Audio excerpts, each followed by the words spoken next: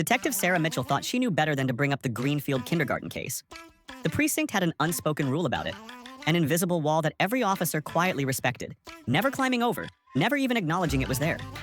But when the Jason Harper disappearance suddenly exploded back into the public eye, Sarah saw what she believed was an opportunity she couldn't ignore. Quote zero, she asked during a briefing. The room fell quiet. She pressed on. Quote 1.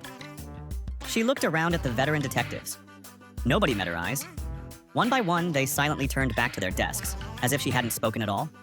It was only her mentor, Detective Ron Caldwell, who stepped over, took her by the arm, and guided her away from the others. You shouldn't have said that, he told her quietly. I warned you before. That case is poison.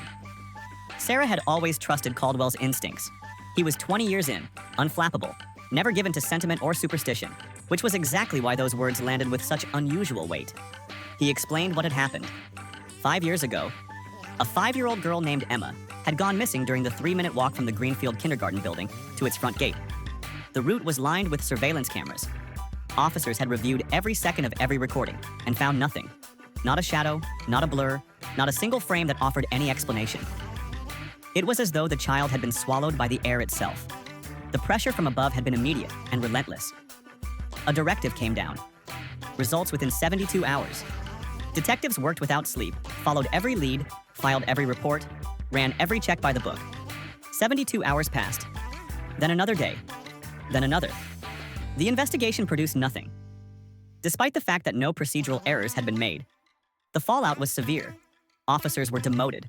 Team leaders were reassigned or quietly forced out. The case was eventually closed with an enormous financial settlement paid by Greenfield Kindergarten, a sum so large the institution went bankrupt. Emma's parents, worn down by grief and bureaucracy, stopped pushing for more. The file was sealed, but not forgotten. Over the following years, a handful of determined detectives had tried to reopen the case, filing applications and requesting permission to reinvestigate. Each time, their requests were denied, under vague and shifting justifications. Those who persisted too loudly received official reprimands. And so, the Greenfield case had become something unspeakable in the department, a shared wound no one would touch. Now, with the 5-year mark approaching, the legal window was nearly shut. Standard procedure allowed missing persons who had not been found after 5 years to be officially declared deceased. Once that declaration was made, the case would be permanently closed. Emma, in the eyes of the law, would simply cease to exist. Caldwell told Sarah that the most difficult part of the original investigation had never been the absence of physical evidence. It had been identifying any viable suspect. Early on, investigators had turned their attention toward Emma's parents, standard procedure in cases involving young children. But they had been cleared. And the reason they had been cleared, Caldwell said carefully, had something to do with Sarah herself. Sarah hadn't expected that. Caldwell asked if she remembered giving a witness statement. The memory came back slowly, then all at once.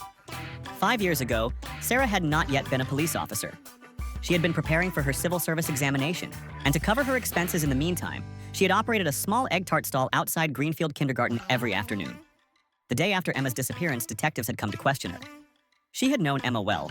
The little girl had Down syndrome and moved at her own unhurried pace, always the very last child through the gate each afternoon. Sarah had grown fond of her. After a few early instances when Emma had arrived to find the tarts already sold out, Sarah made a standing rule. The largest, warmest tart of the day was reserved for Emma alone. Emma's mother had often accompanied her, always friendly, always praising the quality of the pastries. Her father stopped by occasionally, cheerful and affectionate, always patting Emma gently on the head. When detectives had asked Sarah to describe the family, she told them exactly what she had seen: a warm, ordinary household, a happy child, parents who appeared loving and attentive.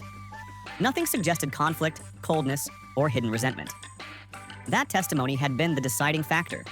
Operating on the principle that every act requires a motive, investigators found none they could attribute to Emma's parents. The family was ordinary, working class, apparently devoted to their daughter. Suspicion was dropped and never revisited. 5 years later, Sarah began to question what she had missed. She thought back to the evening Emma had disappeared. The last child to leave Greenfield that day, before Emma, had been a boy named Tyler, who had described himself as Emma's closest friend. He had approached Sarah's stall with a quiet explanation. Emma had sent money for a tart, but wouldn't be coming herself. Sarah had accepted the coins without hesitation. Children forgot to pay sometimes. It was common enough. But something about that exchange now bothered her. Emma had Down syndrome. She kept a small notebook so she wouldn't forget things: tasks, routines, obligations. She was careful and methodical. She would not have forgotten to pay. And since she was always the last to leave, she would never have sent someone else ahead on her behalf while she was still inside the building. Sarah pushed her memory harder. Tyler had said something else that afternoon. Something she hadn't registered as strange at the time. He had remarked that Emma truly loved Sarah's egg tarts, but that she had never eaten one herself. The observation stopped Sarah cold. Because now that she genuinely thought about it, for the first time, she had never once seen Emma take a bite. Every day, after receiving her tart, Emma would wrap it carefully in its paper sleeve. If it was raining, she would press it against her chest to keep it dry, shielding it with quiet, deliberate care. She had treated those tarts like something precious, but she had never eaten them. Sarah already understood the answer before she finished the thought. Emma had a younger brother. Caldwell stared at her for a moment, visibly startled. Then, slowly, he confirmed it. Emma's younger brother was a boy named Ethan. The two children attended different kindergartens. Emma at Greenfield, Ethan at Brightside Academy, the most prestigious early childhood institution in the district, where tuition ran roughly 3 times the cost of Greenfield. Investigators had only discovered Ethan's existence during a routine follow-up visit 3 months after the case officially closed. Arriving unannounced, they had noticed something odd. Small clothing items hanging in the bathroom and on the balcony.